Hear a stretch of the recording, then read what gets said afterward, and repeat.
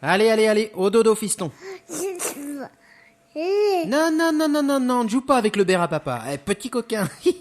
Non. Allez, au dodo.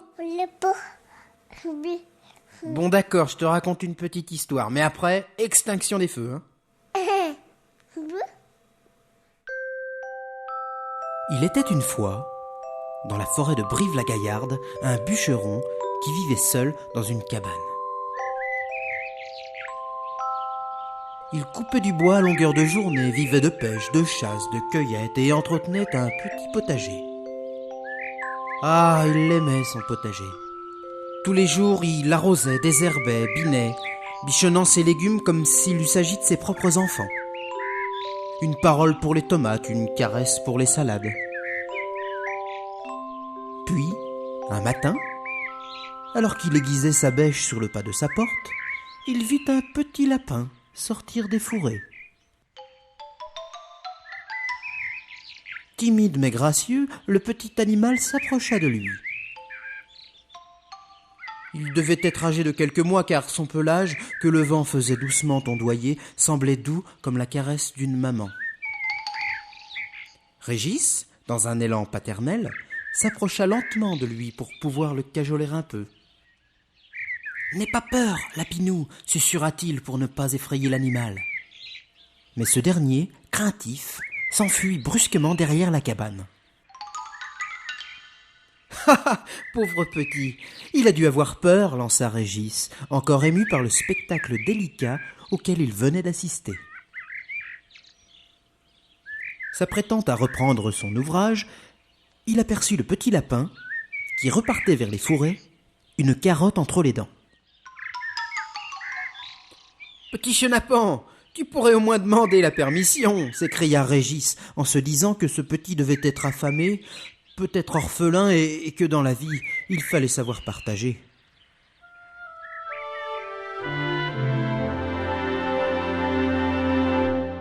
Le jour suivant, Régis entretenait son fusil, un B490 4 mm 5 CO2 Humarex Walter, lorsqu'il vit deux petits lapins sortir des fourrés.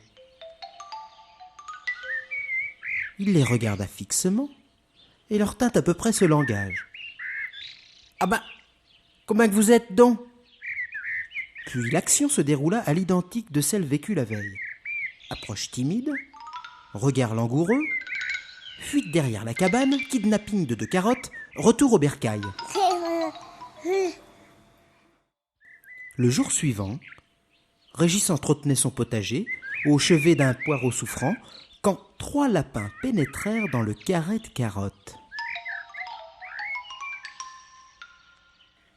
Le bûcheron, un peu inquiet pour ses légumes et son estomac, intervint rapidement et les incita à quitter les lieux d'un léger revers de pelle.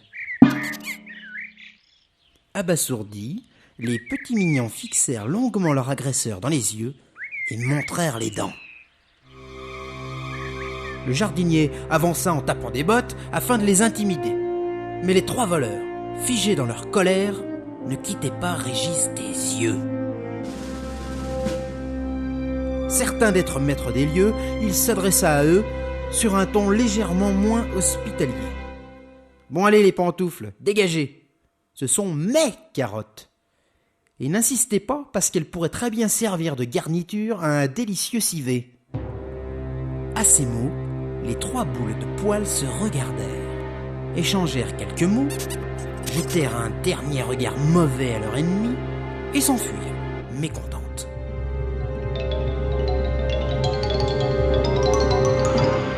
Le lendemain matin, quelle ne fut pas la surprise de Régis au sortir de sa cabane. Il découvrit, encerclant son logis, des centaines de lapins au regard menaçant, tapant de la patte arrière en signe d'insatisfaction. Il rentra dans sa cabane, le dos collé à la porte, les bras écartés comme pour juguler la probable invasion. Puis, se ressaisissant, pensa immédiatement qu'il était victime d'une hallucination ou le jouet d'un quelconque cauchemar. Il rouvrit, mais non.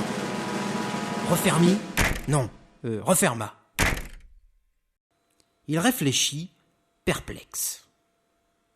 se dirigea vers l'unique table recouverte d'aucune nappe, puis but d'un trait un canon de rouge qu'il reposa bruyamment, comme pour appeler le suivant.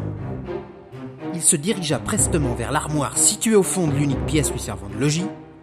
D'une main ferme et précise, il ouvrit la porte de droite qui donnait sur un superbe treillis, impeccablement repassé, suspendu à un cintre. « Nom de Dieu, Régis, se dit-il, c'est reparti comme au Cambodge, les fumiers !» Il étaya son courage d'un deuxième verre de rouquin, décrocha son fusil, se cira le visage qui arborait à présent un casque lourd. Il cassa un carreau, passa le canon de son arme et lança à l'assemblée de lagomorphes un sublime « Vous me faites pas peur, bande de dégueulasses! Faut pas toucher aux carottes à Régis! C'est les carottes à Régis !» Puis il tira une salve de plomb en direction des nuages. Ceci fait, il pointa son nez au carreau et constata avec surprise que les belligérants s'étaient carapatés de lapins. Pardon. Et Régis de lâcher d'une voix triomphante et virile « Ah, les lâches! Les couilles molles ont rien dans le bénouze!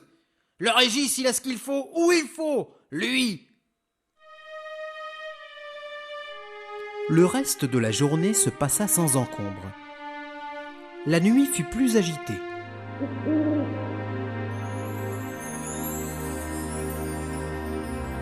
Le lendemain matin, Régis, en treillis, émergea de sa courte nuit au son d'une démarche lourde et angoissante venant de l'extérieur. Les vibrations transmises par le sol avaient quelque peu fait basculer la seule œuvre d'art clouée au mur de la pauvre demeure, le couvercle d'une boîte de chocolat représentant la Joconde. Il se leva d'un bond, entr'ouvrit la porte et fit face à la même armée de lapins encerclant la maison. Mais cette fois, les assaillants avaient emmené leur chef. Un lapin de 4,50 mètres de haut, armé de dents de la taille d'un godet de pelleteuse mécanique. Un silence d'œil de cyclone s'installa. Des gouttes d'angoisse perlèrent sur le front du soldat Régis. Des vents d'angoisse perlèrent également dans le fond de l'uniforme du même soldat Régis. Un premier lapin s'avança, seul, dans sa direction. Il vient sûrement parlementer, pensa le Troufion. Le petit animal s'arrêta face au soldat, lui montra son cul et courut tout droit vers le potager. D'un geste lent mais prémédité, l'homme au treillis se boucha les oreilles. Il abaissa ses paupières fatiguées et grimaça une moue résignée. Arriva ce qui devait arriver. Le lapin culotté sauta sur une mine antipersonnelle. Le plan que le bûcheron avait mis en place la nuit précédente commençait à fonctionner. Lorsque les débris du corps de la première victime retombèrent sur ses camarades, il y eut un instant de stupeur, voire d'incompréhension.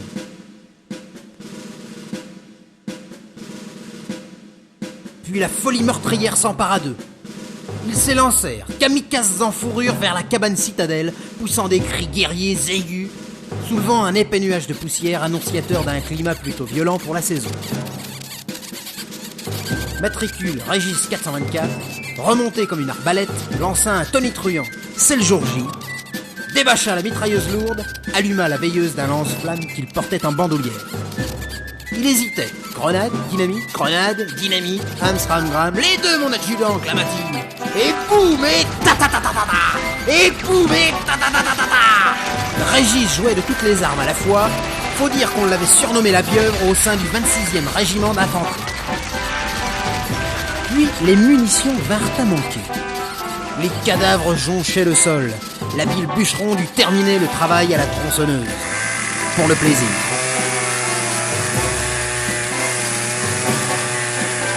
Alors, le chef des lapins, un peu con comme tous les chefs, après avoir bien attendu que la quasi-totalité de ses troupes fût décimée, se mit à avancer lentement mais inexorablement vers le potager. À quelques mètres de celui-ci, l'énorme bestiole disparut dans le sol en poussant d'affreux couinements gutturaux.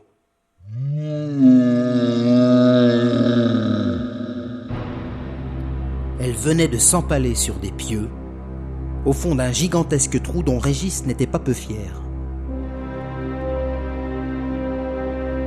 Une fois l'agonie du chef terminée, la retraite fut immédiate. Les blessés abandonnés sur place. La débandade en quelque sorte. Régis esquissa alors un sourire victorieux. Un vent de jeunesse soufflait sous son casque, la mort le rajeunissait. Le temps de ramasser les cadavres, certains déchiquetés, d'autres aplatis ou fondus, et le soir se posait déjà, paisible, sur la cabane et son potager.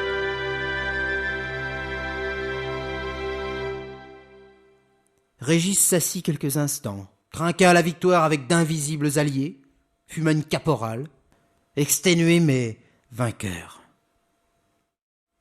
Puis, dans un élan de cynisme, il s'adressa à lui-même. « La moindre des choses, mon petit bonhomme, c'est que tu te tapes un civet. » Et c'est en allant chercher quelques carottes pour garnir celui-ci que Régis sauta sur une de ses mines. Voilà. Alors, fiston, ça t'a plu ? Le pot. Allez, repos !